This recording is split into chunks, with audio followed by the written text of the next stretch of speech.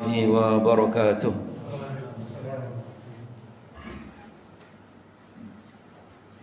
Alhamdulillahi rabbil alamin.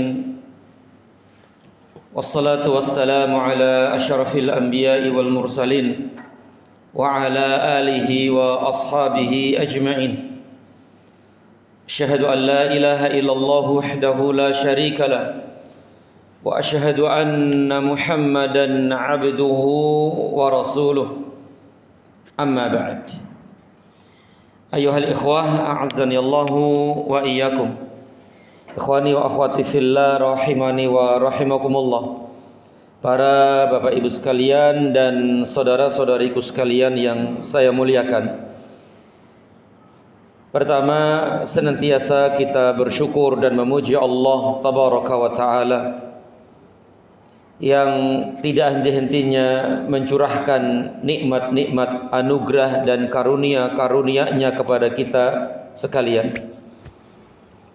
Terlebih adalah nikmat Islam, nikmat iman, hidayah juga tauhid, taufik, kemudahan-kemudahan dalam beramal saleh dan kenikmatan-kenikmatan akhirat agama yang lainnya. Sehingga alhamdulillah di pagi yang berbahagia ini kembali kita dimudahkan untuk dapat hadir di majelis yang mulia ini, majelis ilmu, untuk kita bersama-sama belajar dan menuntut ilmu agama. Kemudian tidak lupa salawat dan salam senantiasa terlimpahkan kepada junjungan Nabi besar kita Muhammad sallallahu alaihi wasallam. Ayyuhal ikhwah, a'azzani Allah wa iyyakum. Para bapak ibu sekalian dan saudara-saudariku sekalian yang saya muliakan.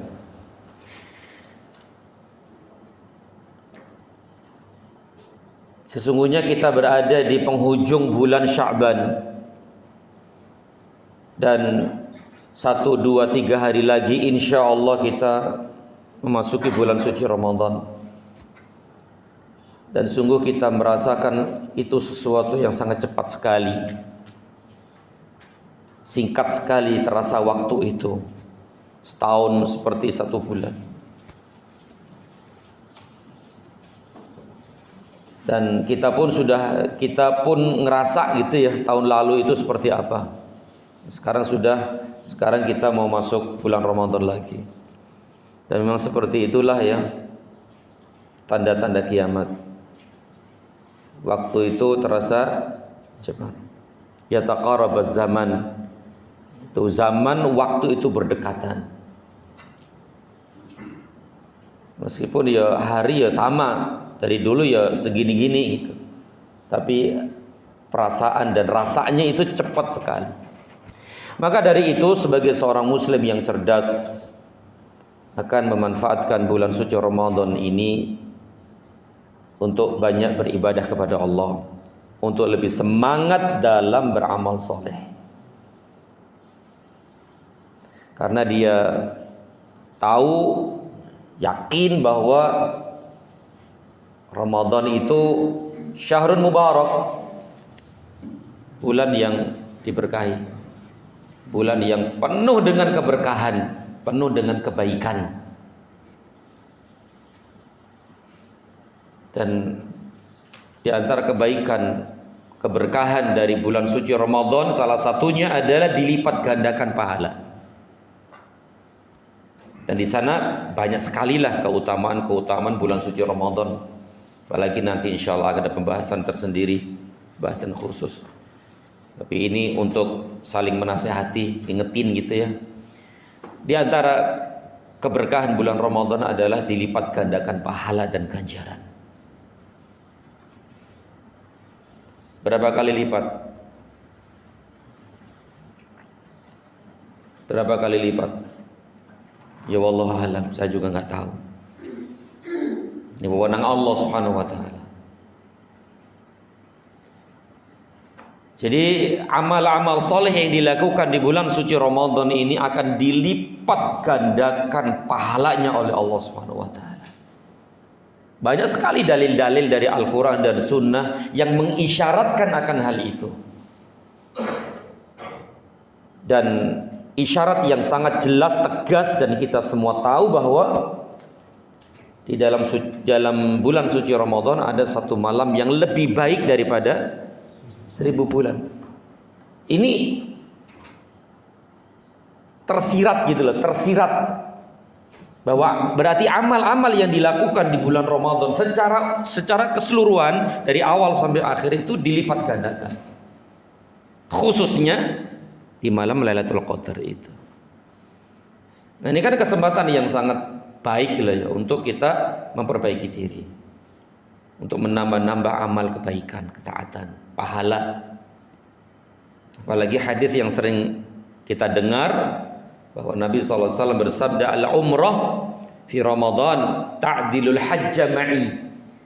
Umrah di bulan Ramadan itu pahalanya seperti haji ma'i, bersamaku, bersama Rasul SAW. Masya Allah. Nah, ini kan dalil ini kan tersirat gitu, tersirat bahwa amal-amal di bulan Ramadan dilipat gandakan. Sampai-sampai umrah yang hanya 3 jam, umur kan rata-rata 3 jam ya, 2-3 jam. Kalau Ramadan ya 3 jam ya, penuh sesakan begitu. Kalaupun lebih ya 3,5 jam. Tapi yang 3 jam itu Masya Allah sebanding dengan haji yang Masya Allah, yang letihnya, yang capeknya, yang waktunya, yang biayanya besar. Waktunya 6-7 hari kan, 6-7 hari. Apalagi yang lebih istimewa adalah seperti haji bersama Rasul sallallahu alaihi wasallam. Dan bagaimana Rasul sallallahu alaihi wasallam ketika dulu berhaji? Berat banget. Dan jalan kaki, naik onta, berpekan-pekan, berbulan-bulan. Ya enggak jauh-jauh lah.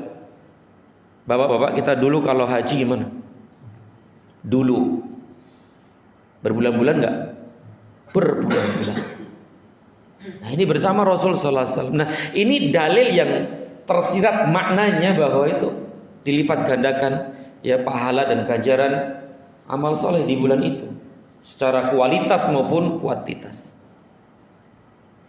Maka orang yang cerdas benar-benar akan memanfaatkan itu, kesempatan yang sangat mulia untuk mendulang pahala ganjaran besar di sisi Allah Jalla Jalaluhu, sehingga benar-benar derajat kita di sisi Allah itu tinggi.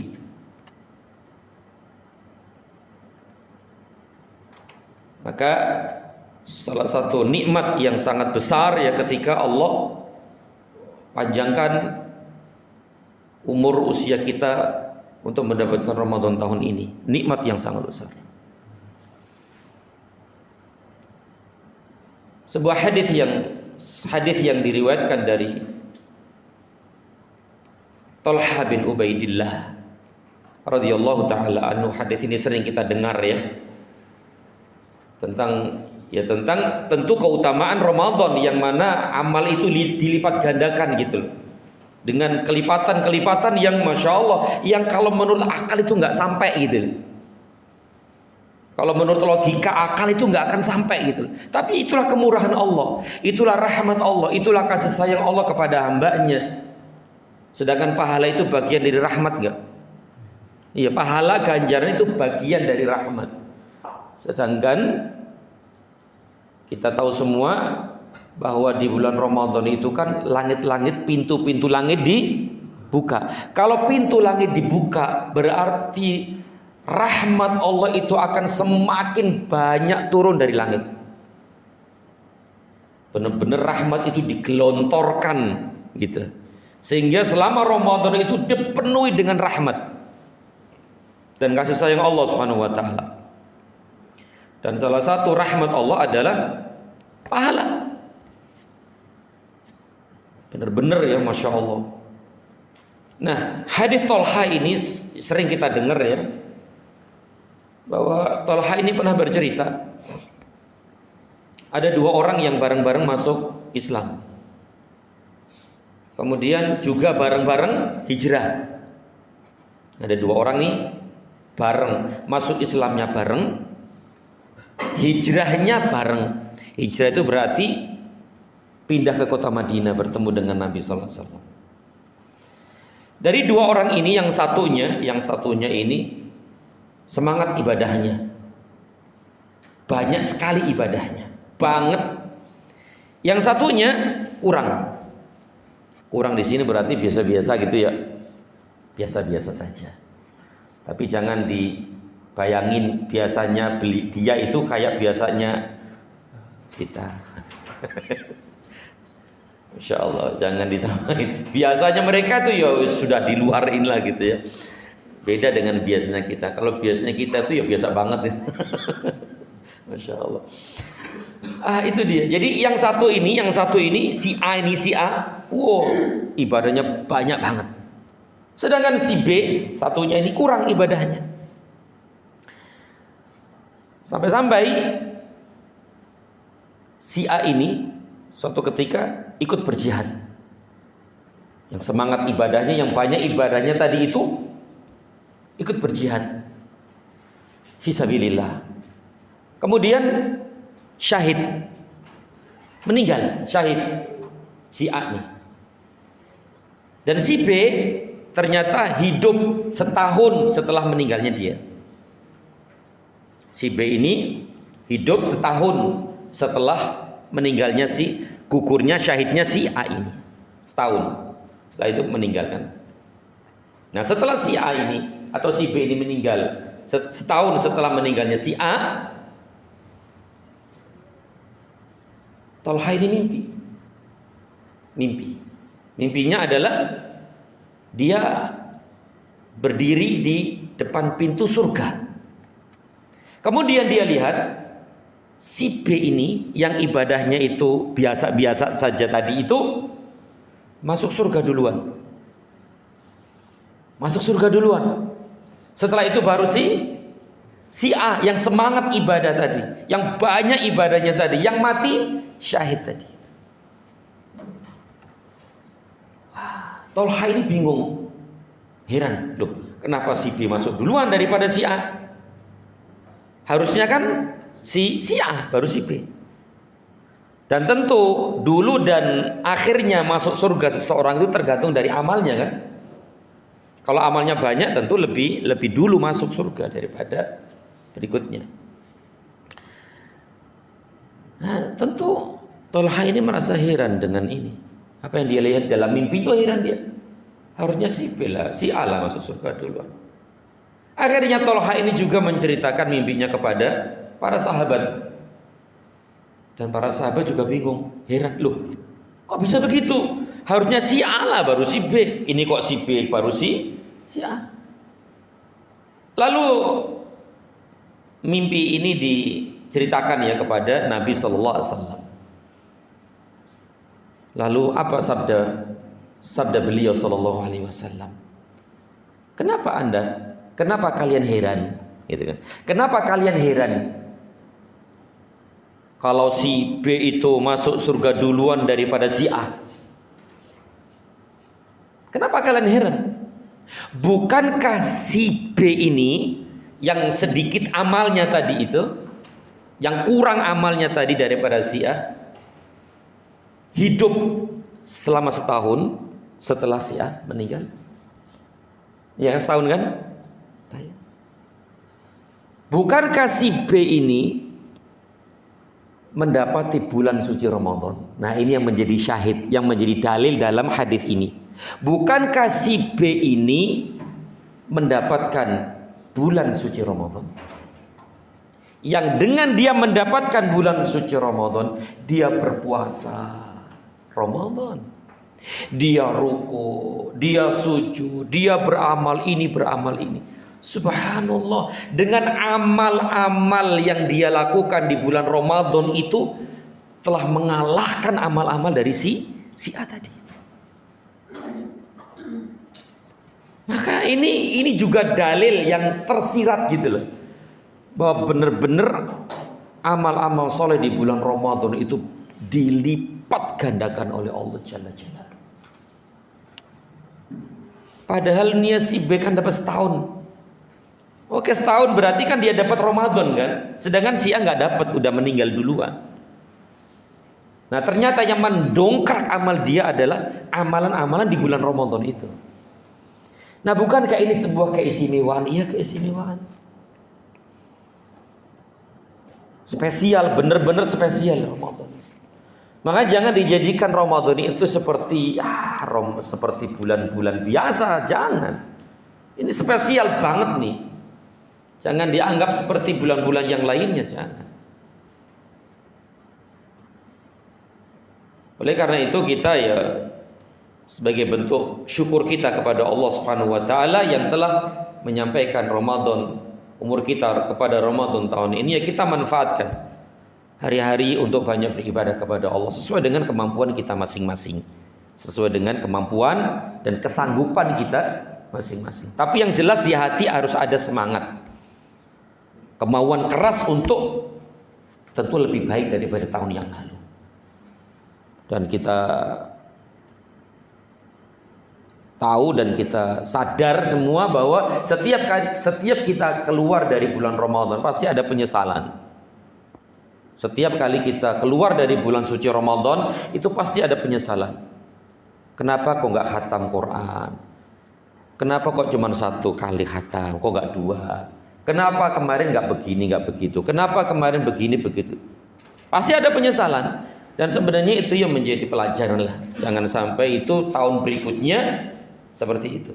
Harus lebih baik dan begitu. Maka dari itu yang paling penting juga bagi kita ini membuat jadwal, membuat target apa yang harus saya lakukan di bulan Ramadan tahun ini. Itu yang paling penting juga. Apa yang harus saya lakukan? Target apa yang saya dapat di bulan Ramadan tahun ini. Saya harus nanti begini, saya harus begini, besok saya harus begini. Sudah. Nah, itu namanya ya jadwal gitu ya, jadwal, target bahwa Ramadan ini saya harus, misalnya saya harus beramal ini, menyelesaikan ini, itu. Kalau nggak begitu, nggak ditarget, gimana itu? Ya ngalir aja. Ya, udah sepekan toh Ramadan, gitu ya. Udah 10 hari, belum siap-siap. Begitu. Jadi sebelum masuk Ramadan kita sudah terjadwal di benak kita nih, di otak, di akal kita, di hati kita nih. Ya, misalnya Ramadan tahun ini saya harus khatam sekali. Misalnya sebelumnya nggak pernah khatam misalnya. Tahun ini saya harus khatam sekali. Atau mungkin sebelumnya khatam sekali, tahun ini 2 kali. Wes. Siapin segala sesuatunya untuk itu. Berarti kalau misalnya target kita 2 kali khatam, berarti kita baca misalnya sebelum sholat 2 lembar, setelah sholat 2 lembar, duhur, asar, maghrib, isya, subuh gitu. 2 lembar. Totalnya berapa lembar? 20 lembar. 20 lembar berapa juz? 2 juz. Berarti sehari 2 juz. Berarti sebulan 2 kali khatam. Bisa. Tapi ya tentu perlu apa ya?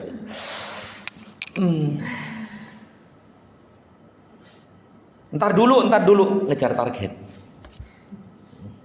Baca nih, ntar dulu ada yang manggil gini, ntar dulu. Sebentar lagi ngejar target. Selesai baru beraktivitas. Nah, kalau nggak begitu ya udah. Apalagi nih kadang-kadang kita suka ntar dirapel. Hari ini nggak usah baca deh, besok aja. Berarti besok berapa ya? Nggak keturutan juga gitu loh. Pas besoknya juga nggak juga. Bahkan kadang-kadang besoknya lagi aja deh. Dirapel. Ya nggak keterusan, nggak kesampaian gitu loh. Ujung-ujungnya ngalir aja. Loh udah setengah bulan, 15 hari, udah 20 hari, ya sudah. Kalau sudah seperti itu panik dah, udah panik. belum ini, udah mau habis nih Ramadan. Nah, sudah. Maka dari sekarang nih kita ya usahalah untuk target jadwal. Saya harus begini, saya harus begini, saya harus begini, saya harus begini. Dan ini penting ya, penting karena ini benar-benar Ramadan spesial ya. Dan belum tentu juga kita mendapatkan Ramadan tahun yang akan datang. Kita nggak tahu juga kan. Makanya kita anggap Ramadan tahun ini Ramadan terakhir kita nih di muka bumi ini. Maka kalau kita seperti itu, insya Allah Ramadan tahun ini kita lebih baik, lebih bagus dan lebih banyak amal daripada bulan-bulan yang lalu. Semoga Allah Subhanahu wa taala menyampaikan umur usia kita kepada Ramadan tahun ini, dan semoga Allah Subhanahu wa taala memberikan kemudahan-kemudahan di dalam beramal soleh di dalamnya. Amin ya rabbal alamin. Taib, ikhwani wa akhwati fillah rahimani wa rahimakumullah. Para bapak ibu sekalian dan saudara-saudariku sekalian yang saya muliakan. Kita melanjutkan bahasan kita fikih dari kitab Al-Wajiz fi Fiqh Sunnah wal Kitabil Aziz. Dan kapan di sini ada kajian khusus tentang Ramadan? Nanti sore. Iya kan? Khusus Ramadan kan ya? Ya tematik kan? Teman. Alhamdulillah. Sudah itu sebagai modal ya. Modal. Bahasan kita masih tentang ibadah haji. Dan terakhir bahasan kita tentang syarat-syarat tawaf. Ini sudah kan ya? Syarat-syarat tawaf. Dan sekarang kita lanjutkan, atau sebelumnya juga syarat-syarat sa'i. Ini pun sudah ya, syarat-syarat tawaf, syarat-syarat sa'i, dan sebelumnya sunnah-sunnahnya. Sunnah-sunnah tawaf, sunnah-sunnah sa'i sudah kita bahas dulu. Nah sekarang mahdhuratul ihram, larangan-larangan ihram. Larangan-larangan ihram. Larangan-larangan ihram berarti apa-apa yang harus kita tinggalkan ketika kita berihram, khususnya ihram haji. Karena ihram haji kan cukup panjang ya, waktunya panjang. Kalau ini kalau umrah kan beberapa saat saja kan begitu. Larangan-larangan ihram. Nah, di sini larangan-larangan dalam ihram. Artinya harus kita jauhi nih, kita jauhi sejauh-jauhnya. Jangan kita melakukan ini.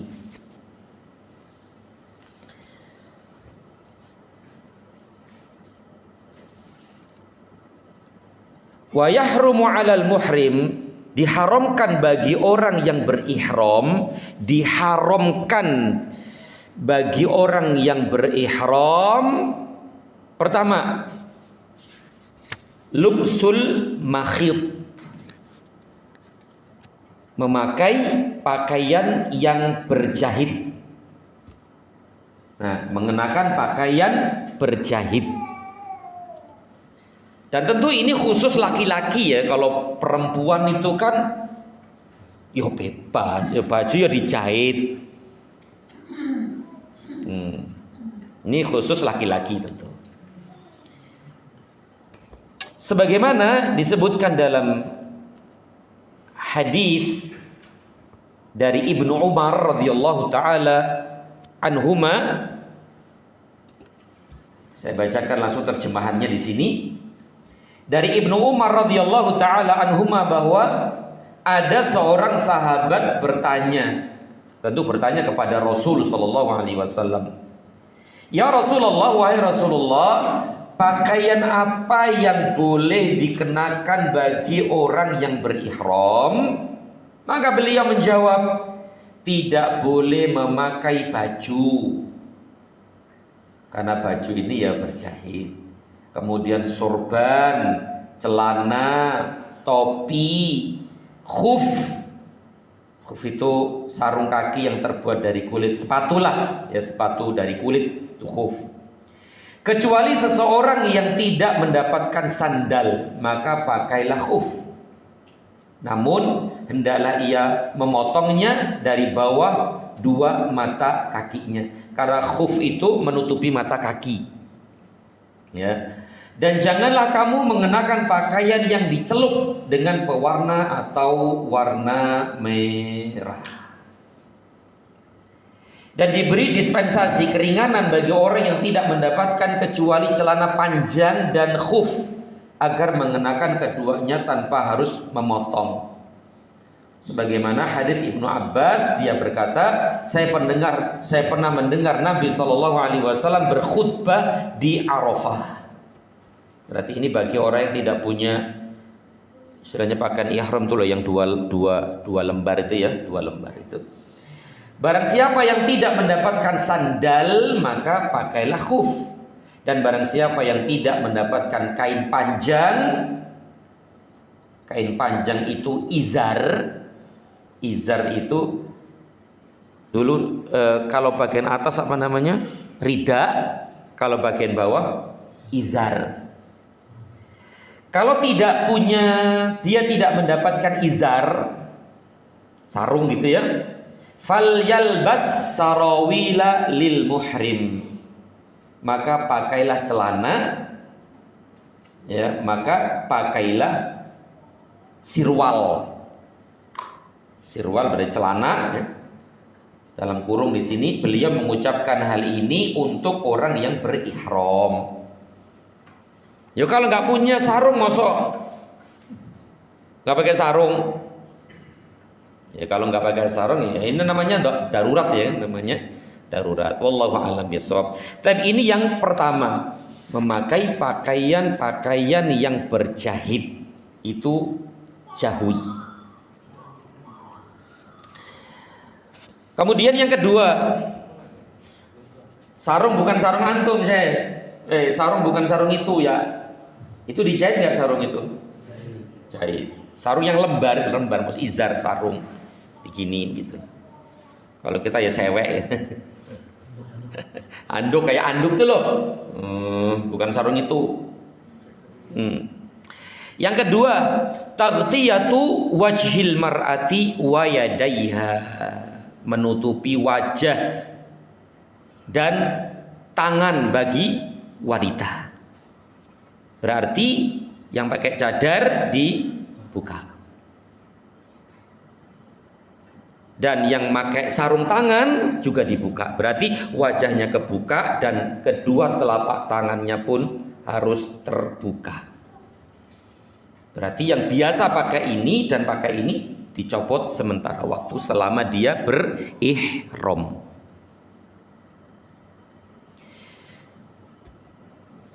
Sebagaimana hadis Ibnu Umar radhiyallahu anhuma, sesungguhnya Nabi SAW bersabda, la tantaqibu al-mar'atul muhrima, tidak boleh seorang wanita yang sedang ihram menutup wajahnya, niqab. Niqab itu ya cadar. Wala talbasul quffazaini, dan jangan memakai kaos tangan. Ya, jadi dibuka.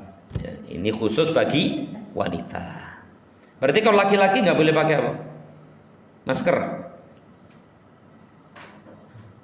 Menutup wajah kan? Ya, menutup wajah. Maka dilepas itu maskernya. Kemudian wa yajuzu laha an tughtiya wajhaha idza marra biha rijal. Dan boleh bagi wanita kalau melewati laki-laki yang bukan mahramnya, dia menutup wajahnya. Jadi kalau ada laki-laki lewat ditutup, dan tutupnya bukan pakai cadar, pakai ini lah, pakai jilbabnya digini kan bisa kan ya. Setelah lewat baru dibuka kembali. Nah seperti itu. Sebagaimana disebutkan dalam hadis Hisham bin Urwah ya, dari Fatimah bintil Munzir.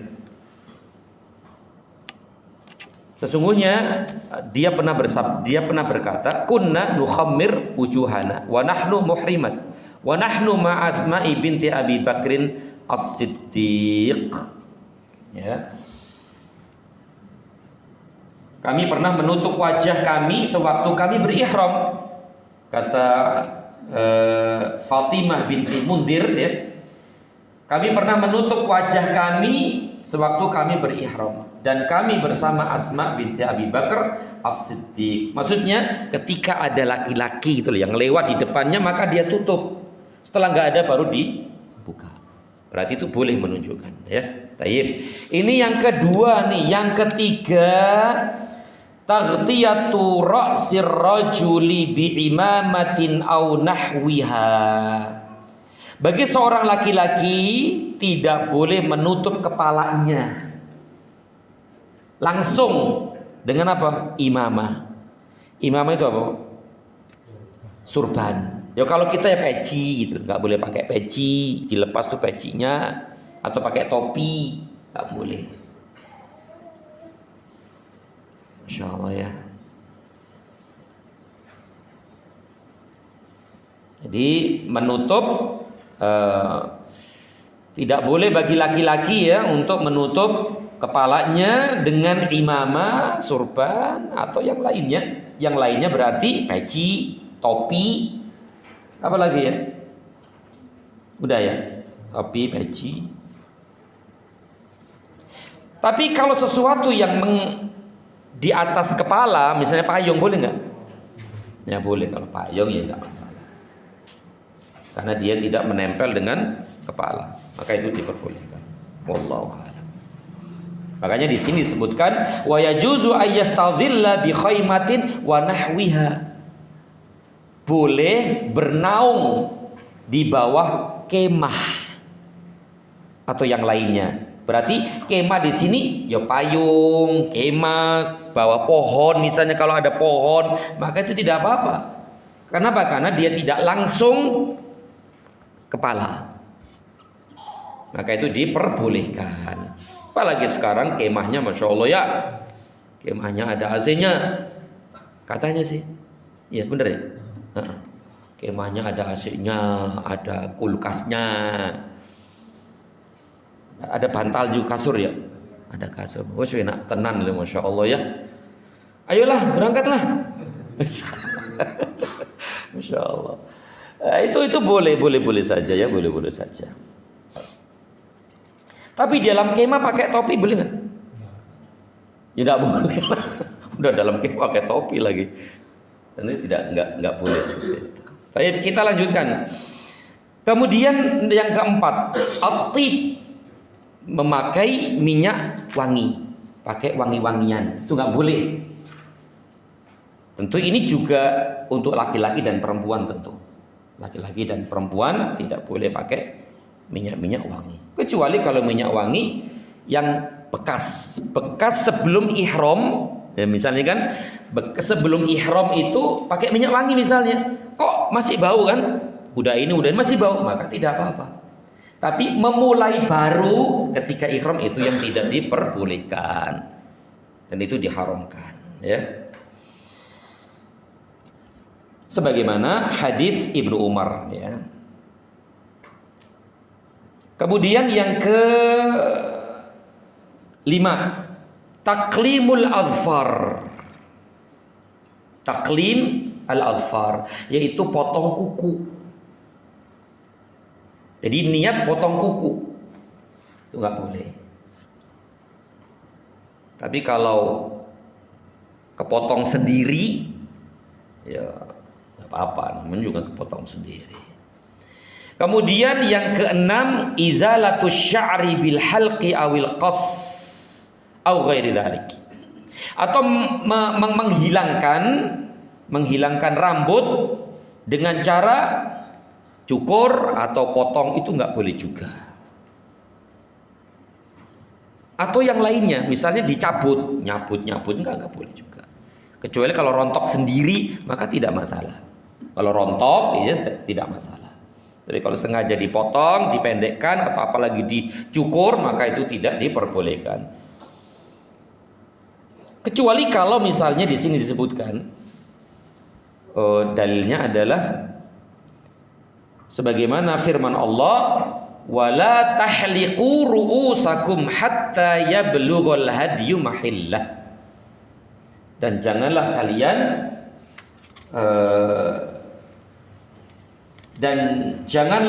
kalian mencukur rambutmu sebelum binatang hadyu sampai di lokasi penyembelihannya. Berarti kalau sudah motong hadyu maka boleh cukur. Sebelum motong hadyu tidak boleh mencukur, mengambil rambutnya. Kemudian di samping itu para ulama sepakat atas haramnya memotong kuku bagi orang yang sedang berihram. Boleh saja menghilangkan rambut bagi orang yang merasa terganggu dengan adanya rambut tersebut. Maksudnya apa di sini? Yata'adza bi baqaihi. Ada terganggu dengan adanya rambut tersebut. Misalnya ada kutunya yang banyak gitu kan. Yang itu merasa kalau enggak dihilangkan itu akan membahayakan dirinya, mengganggu dirinya, maka tidak apa-apa dicukur. Tapi harus membayar apa ini? Membayar fidyah. Sebagaimana Allah berfirman dalam surat Al-Baqarah ayat 196, "Faman kana minkum maridun aw bihi adam min ra'sihi fa fidyatun min siyamin aw shadaqatin aw nusuk." Jika ada di antara kamu yang sakit atau ada gangguan di kepalanya, kemudian dia mencukurnya, maka wajiblah atasnya membayar fidyah, yaitu berpuasa atau bersedekah atau berkurban. Ya, bersedekah atau berkurban.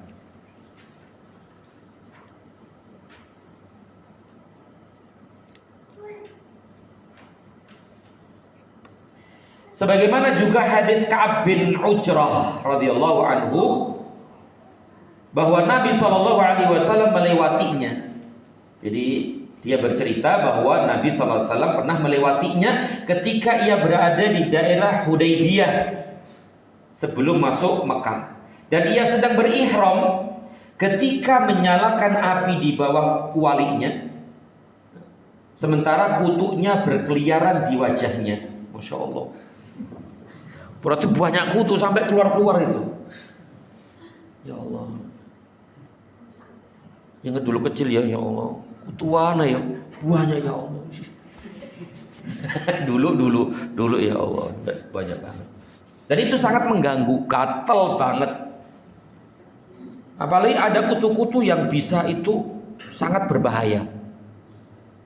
Bisa aja membunuh itu.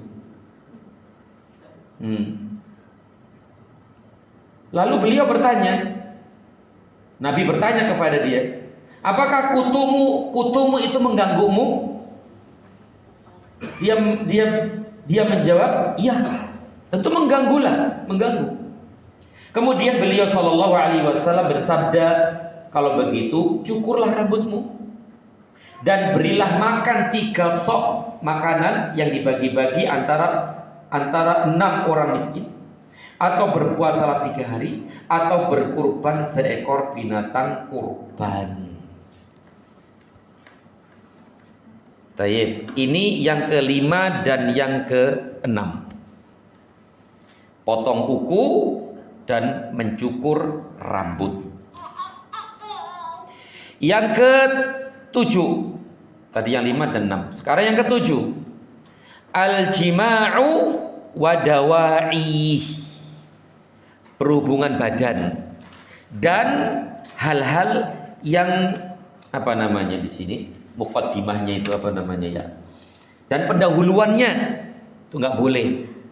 Pendahuluannya aja nggak boleh, apalagi jimaknya, berhubungan badan. Dan nanti ada pembahasan khusus tentang pembatal haji.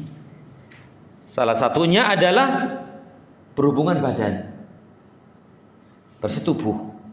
Itu bisa batalin haji. Nah, berarti termasuk yang harus ditinggalkan adalah ini, berhubungan badan dan pendahuluannya. Yes. Yang ketujuh. Yang kedelapan, iqtiraful ma'asi. Melakukan kemaksiatan-kemaksiatan. Mendekati perbuatan-perbuatan maksiat. Karena maksiat-maksiat ini tentu akan mengurangi pahala haji. Bahkan kadang-kadang menghabiskan pahala haji, maksiat. Dan tentu di sana untuk itu tuh ya. Tapi kalau di sana itu kayaknya ya berat berbuat maksiat di sana, berat ya, emang berat. Tapi ya secara umum harus meninggalkan maksiat di sana.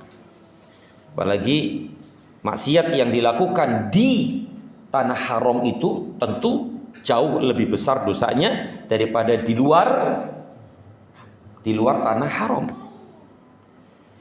Di masjid saja, masjid dengan di luar masjid itu beda. Maksiatnya sama nih. Dikerjakan di luar masjid dengan di dalam masjid itu beda. Di dalam masjid tentu jauh lebih besar dosanya daripada di luar masjid. Masing-masing masjid saja beda. Sama dosanya sama, maksiatnya sama. Tapi ketika dilakukan di masjid ini dan di Masjidil Haram tentu beda. Meskipun jenis maksiatnya sama. Tentu di Masjidil Haram jauh lebih besar daripada di masjid sini. Ini namanya keagungan tempat dan zaman.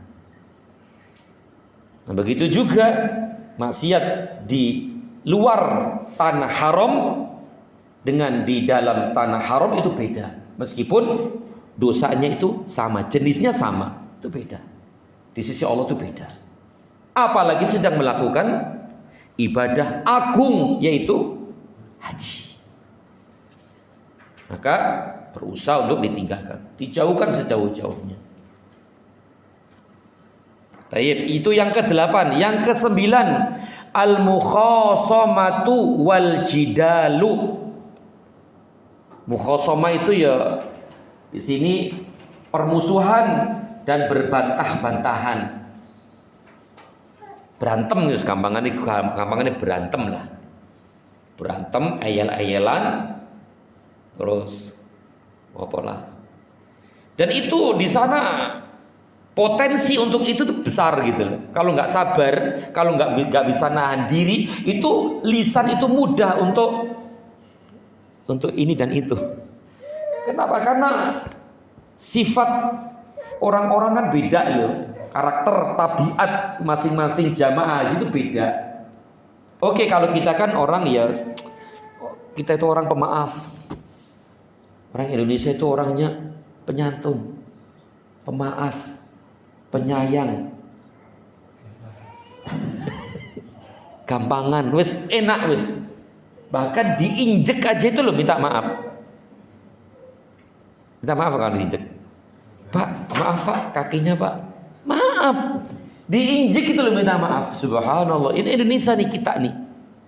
Tapi coba kalau di luar sana, wah masya Allah. Kesinggung dikit ngomong gitu, rame jadinya. Kalau kita layani, ya udah rame udah. Bahkan kadang-kadang ya sampai adu fisik. Ya ini harus dijauhi sejauh-jauhnya ini. Berarti di sana itu melatih kesabaran, sabar. Apalagi tabiat orang asli, tabiat orang ketahuan itu ketika safar. Tabiat seseorang itu aslinya itu kelihatan kalau sedang safar, perjalanan jauh. Tapi kalau lagi kayak gini-gini nih, ya adem aja, nggak kelihatan, santun ini. Tapi kalau udah safar jauh, itu kelihatan. Dia itu pemarah atau pemaaf, suka emosi. Itu kelihatan tuh kalau udah safar. Apalagi jauh di sana gitu loh, akan ketahuan. Maka Hal-hal seperti harus dijauhi ya ketika berihram. Yaitu jidal, mukhasama, permusuhan, ayel-ayelan, debat-debatan, bantah-bantahan, apalagi gelut. Gelut ya. Gelut gitu ya. Enggak boleh. Tapi ada enggak gitu? Ya ada. Ada, pasti ada orang-orang seperti ada. Tapi kalau Indonesia sih enggak kayaknya. Enggak. Orang sono jauh. Orang jauh. Tapi kita lanjutkan. Kata penulis hafizahullah taala wal aslu fi tahrimi hadhihi thalath.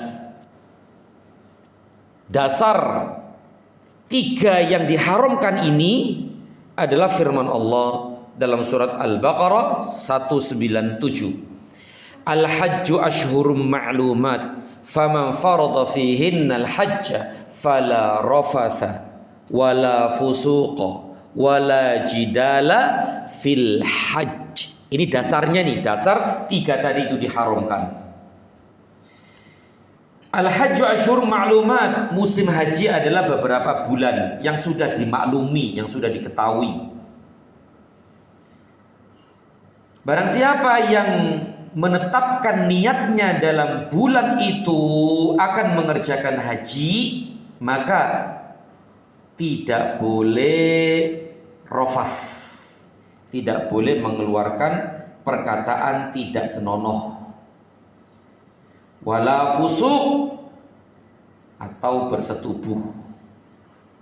Wala jidal berbuat fasik, berbantah-bantahan fil hajj dalam masa mengerjakan ibadah haji. Baik, ini yang ke 7, 8, 9. Sekarang yang ke 10. Al-khitbah. Khitbah. Khitbah itu apa? Ngelamar. Apa ngelamar itu? Intinya ngelamar itu apa? Ngajak nikah. Nikah yuk gitu. Gitu. Jadi khitbah ngelamar itu adalah seorang laki-laki minta kepada seorang wanita untuk menjadi istrinya. Itu namanya melamar. Itu namanya kalau bahasa syar'inya khitbah. Nah, sedang ihram itu nggak boleh khitbah, nggak boleh ngelamar. Nah, ngelamar itu kan seorang laki-laki minta kepada seorang wanita untuk menjadi istrinya, pendamping hidup. Itu namanya khitbah. Yang sudah diketahui di masyarakat. Kalau di masyarakat kita lamar itu gimana? Ya kan datang ke rumahnya itu perempuan, kemudian bawa seserahan, bawa apa itu kalau Betawi itu buaya. Buaya putih ya. Roti buaya gitu. Itu lamaran yang ma'ruf di masyarakat kita. Tapi intinya lamar itu minta kepada seorang perempuan menjadi istrinya. Berarti kalau ada orang laki-laki bilang, aku mau nggak kamu nih jadi istriku?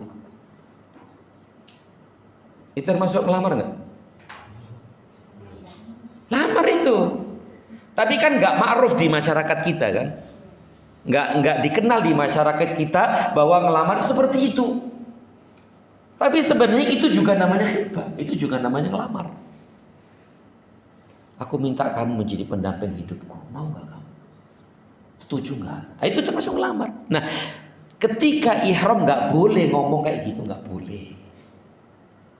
Masa lagi ihram bawa roti buaya, lagi haji. Masa di mana? Nggak ada di sono. Masa pakai Grab dari sini ke sono. Nah itu. Sekedar ngomong nggak boleh itu. Ngelamar ya. Ini yang ke-10. Wa aqdun nikah, dan melangsungkan akad nikah ijab qabul itu nggak boleh. Ngelamar aja nggak boleh, apalagi akad nikah. Kecuali kalau udah selesai ihramnya. Masih di Mekah misalnya, dan ihramnya udah selesai, hajinya udah selesai nih, boleh ngelamar? Boleh. Kan satu travel kan? Mumpung travel kan? Di tempat yang masya Allah haram kan, oh sekalian deh nikah di sini, boleh begitu? Boleh kalau udah selesai ihram, alhamdulillah. Kan ada bapak emaknya kan? Nah, iya sekalian. Iya. Oke. Oke. Ada bapaknya, ada emaknya sekalian kan? Jadi wali. Saksi minta tolong sama Imam Masjidil Haram ya. Masya Allah. Jadi saksi. Fadl, siap. Masya Allah. Mau ngajari gak? Ini kok ngajari gitu sih? Enggak. Ini contoh ya, guyon. Tapi kalau iya kan? Ya iya, kalau iya kan enggak masalah juga. Tapi wallahu a'lam. Sebagaimana hadis Utsman bahwasanya Nabi sallallahu alaihi wasallam bersabda, la yankih al-muhrim. Seorang yang sedang ihram tidak boleh menikah. Wala yunkah, dan tidak boleh juga menikahkan. Wala yakhtub, dan tidak boleh melamar atau dilamar gitu. Jadi orang yang berihram tidak boleh menikahi, tidak boleh dinikahi, dan tidak boleh melamar. Tidak boleh. Haram hukumnya. Yang ke-12, at-ta'arrudu li saydil barri. Menangkap binatang buruan, ya. Berupaya untuk memburu binatang buruan darat dengan cara membunuh atau menyembelih, atau menunjuk, atau memberi isyarat ke tempat binatang buruan. Ini khusus bagi yang berihram.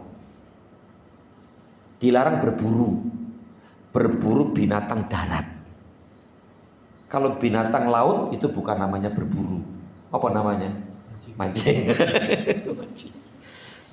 Loh, masa di sono kok kan bisa jadi perjalanan?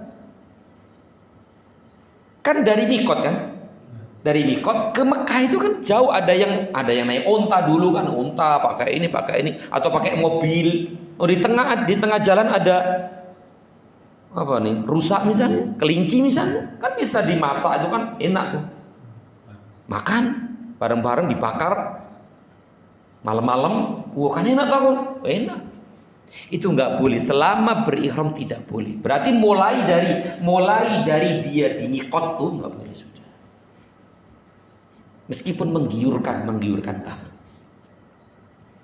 Apalagi yang memang hobinya berburu, udah nggak gatal aja tangannya, udah kayak orang yang biasa mendaki gunung, ngeliat gunung itu kayak kaki kayak geringgingan apa ya, kaki gatal ya, pengennya nanjak aja udah sono. Seperti itu ujian, ini ujian, benar-benar ujian dari Allah Subhanahu wa taala. Berburu sampai hal-hal yang pada asalnya diperbolehkan itu nggak boleh ketika ihram. Kayak tadi itu mencukur rambut dan yang lainnya itu kan pada asalnya boleh nggak? Boleh, bahkan ditekankan nggak? Ditekankan. Dalam kondisi seperti ini nggak boleh. Ini menunjukkan ketundukan. Nah ini namanya ketundukan. Terima dengan hukum Allah Subhanahu wa taala. Tunduk, patuh, taat kepada Allah Subhanahu wa taala dan Rasulnya. Menyerahkan diri kepada Allah dan Rasulnya, menyerahkan diri kepada Allah Subhanahu wa ta'ala. Ini dia ketundukan. Apalagi zaman dulu Masya Allah jauh, perjalanan jauh banget.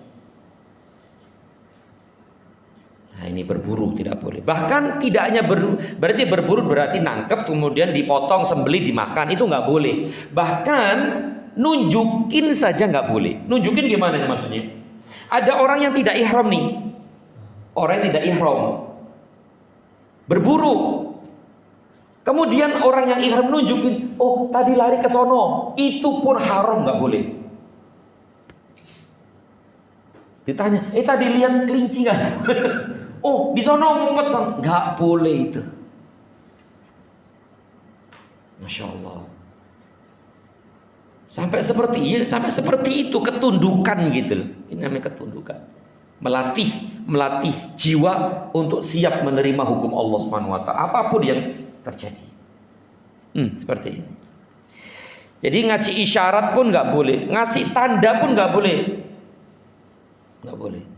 Pokoknya yang beraroma buru itu nggak boleh, berburu nggak boleh. Ini khusus bagi yang berihram.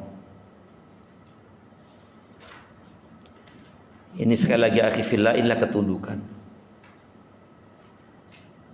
Dan ini termasuk faidah dari ibadah yang mulia ini, haji. Bagaimana hati ini tunduk kepada Allah Subhanahu wa taala.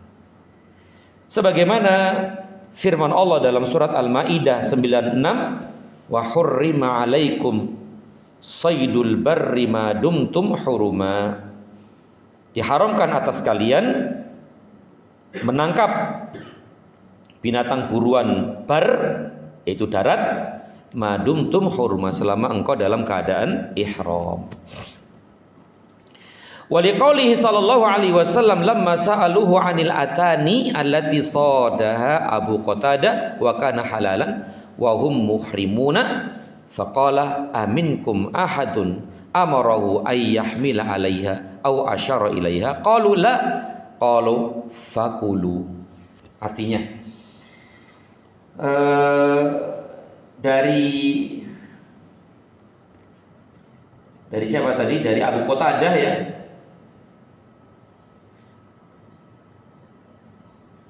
Kita terjemahkan dulu. Di samping itu ada sabda Nabi SAW, yaitu ketika beliau ditanya oleh para sahabat yang sedang berihram perihal seekor keledai betina yang ditangkap dan disembelih oleh Abu Qatadah, yang waktu itu Abu Qatadah tidak ikut berihram.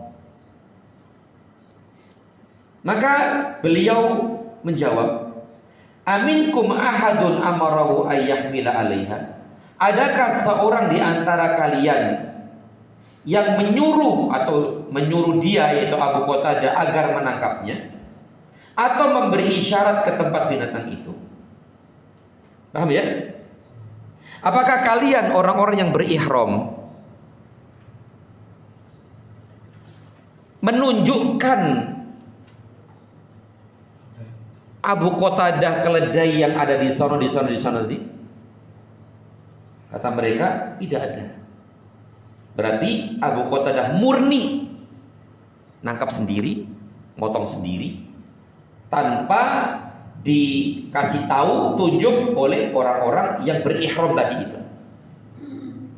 Maka beliau bersabda, fakulu, maka makanlah. Berarti kalau dikasih makan oleh hasil buruan orang yang tidak berihram, boleh. Yang nggak boleh itu kalau dulu itu dia sebelum ketangkep tuh nunjuk di sono, di sono. Itu nggak boleh sudah. Tapi kalau tidak ada acara-acara kayak gitu ya sudah boleh dimakan. Kemudian yang ke-13 terakhir, al-aklu mimma sayda min ajlihi au bi isyaratihi ilaihi au bi i'anatihi alaihi. Makan sebagian dari daging binatang buruan yang ia ikut andil dalam pemburuannya. Kayak tadi itu. Baik itu dia sebelumnya ngasih isyarat, ya, dia isyarat untuk diburu tuh binatang, atau dia membantu dalam buruan gitu, ikut-ikutan tuh, tunjuk sana, tunjuk sini, tangkap sono, ini.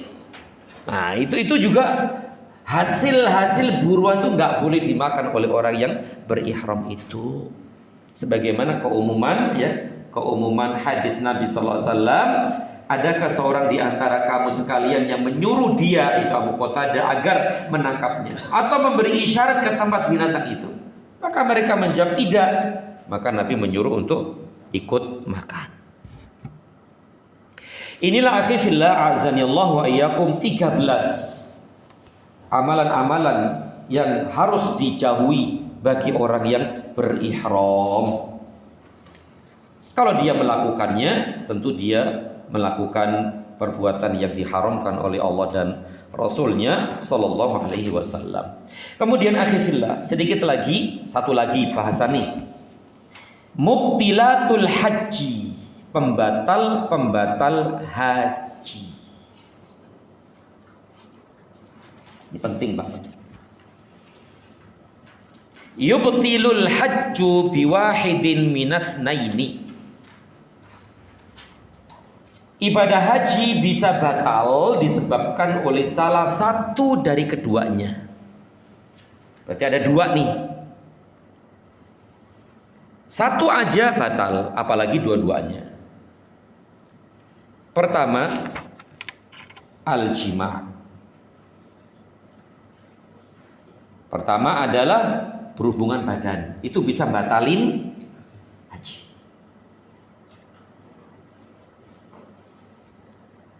Kata penulis hafizahullah ta'ala, bila dilakukan sebelum melontar jumroh Aqobah. Kalau jima itu dilakukan sebelum melempar jumroh Aqobah, berarti tarwiyah, wukuf di Arafah, nginep di Muzdalifah, kemudian lempar jumroh. Nah, sebelum lempar jumroh, dari jumroh ke sebelumnya, maka batal hajinya. Maka batal hajinya. Jadi jika dilakukan ini sebelum melontar jumroh Aqobah. Jumroh Aqobah itu tanggal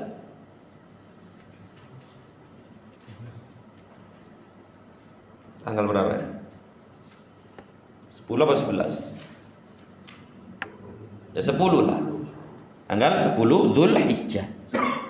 Setelah bermalam di Muzdalifah, baru siangnya itu lempar jumroh Aqobah. Adapun jima' yang dilakukan setelah melontar jumroh Aqobah dan sebelum tawaf ifadah.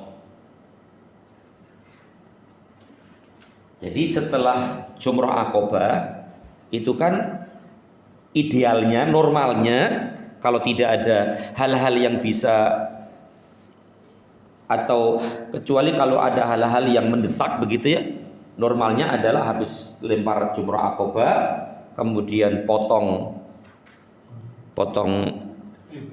hadyu, potong sembelihan, kemudian cukur, baru tawaf ifadah di hari itu tanggal 10 tuh ya. Nah, kalau melakukannya itu setelah lempar jumroh Aqobah dan sebelum tawaf ifadah, maka tidak dapat membatalkan ibadah haji. Hajinya sah.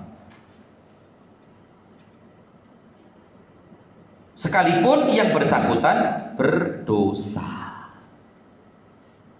dan harus bertobat kepada Allah. Namun sebagian di antara mereka berpendapat bahwa ibadah haji tidak bisa dianggap batal karena melakukan jima sebelum didapati dalil yang menegaskan kesimpulan ini. Ini masalah khilafiyah juga nih ya. Masalah yang diperselisihkan juga oleh para ulama, apakah jima itu batalin atau tidak. Tapi kok sempet-sempetnya lagi gitu loh. Banyak orang juga ya, capek ya, letih ya. Ya wallahu a'lam bishawab. Ini yang pertama. Bahkan di sini berkata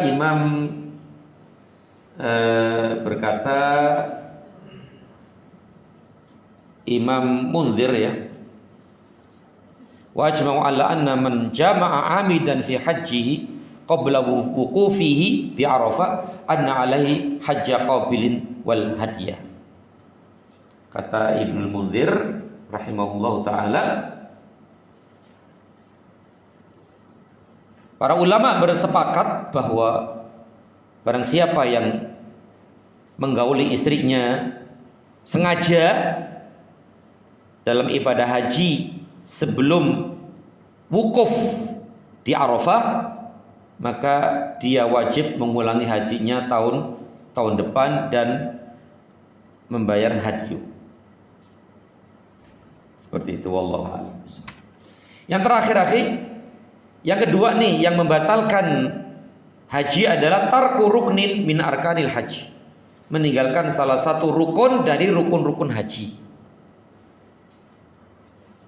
Meninggalkan salah satu rukun dari rukun-rukun haji, dan kita sudah bahas ya tentang rukun-rukun haji itu.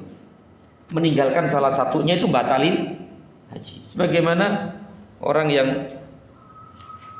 sengaja meninggalkan Al-Fatihah dalam sholat, ya kan? Di antara rukun sholat adalah membaca Al-Fatihah. Nah, ninggalin Al-Fatihah sengaja itu tentu membatalkan sholat. Sebagaimana juga ini meninggalkan salah satu rukun haji maka batal. Kata penulis hafizahullah yang artinya, manakala ibadah haji kita batal disebabkan oleh salah satu dari dua sebab ini, maka pada tahun berikutnya masih diwajibkan menunaikan ibadah haji. Bila mampu tentu, berarti kembali kepada proses awalnya, kembali kepada kemampuan. Berarti kalau tahun depan gak mampu, tahun berikutnya. Kalau gak mampu tahun berikutnya sampai dia mampu. Karena dia masih utang. Gitu. Sebagaimana yang telah penulis jelaskan pada pembahasan pengertian istitoah, kemampuan dulu sudah kita bahas. Jika tidak, maka pada waktu-waktu yang kita mampu melaksanakannya. Karena ibadah ini wajib segera dilaksanakan bila kita sudah mampu. Wallahu a'lam bissawab.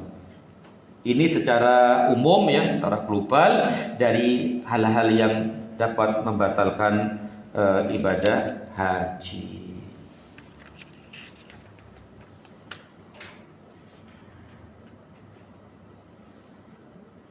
Lanjut ya. Khalas, baik.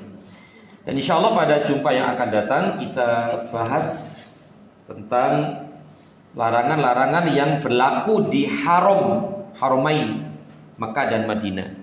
Ini di luar haji, di luar umrah, di luar ihram. Kalau kita di Mekah, apa yang harus kita tinggalkan? Ketika kita di Madinah, apa yang harus kita tinggalkan? Meskipun kita sedang ziarah saja di sana. Karena kita berada di tanah haram, tanah yang suci. Beda dengan tanah-tanah bumi-bumi yang lain di permukaan bumi ini. Dan di sini ada kekhususan ya, kekhususan yang tidak dimiliki di negeri-negeri yang lain. Dan ini khusus untuk Mekah dan Madinah. Tapi insyaallah kita bahas pada pertemuan akan datang insyaallah taala. Tapi demikian yang sedikit ini mudah-mudahan bermanfaat, dan sekali lagi semoga Allah Subhanahu wa taala menyampaikan umur usia kita kepada Ramadan tahun ini dan diberikan hidayah taufik kepada kita, juga kemudahan-kemudahan di dalam banyak beramal soleh di bulan yang penuh dengan keberkahan tersebut. Amin ya rabbal alamin. Tentu yang benar dari Allah Subhanahu wa taala, yang salah dari diri saya dan dari syaitan dan kurangnya ilmu saya, dan semoga Allah mengampuni kita semua. Amin ya rabbal alamin. Wa sallallahu ala Muhammad wa ala alihi wa sahbihi wa sallam. Subhanakallahumma wa bihamdika asyhadu an la ilaha illa anta astaghfiruka wa atubu ilaik. Wassalamu alaikum warahmatullahi wabarakatuh.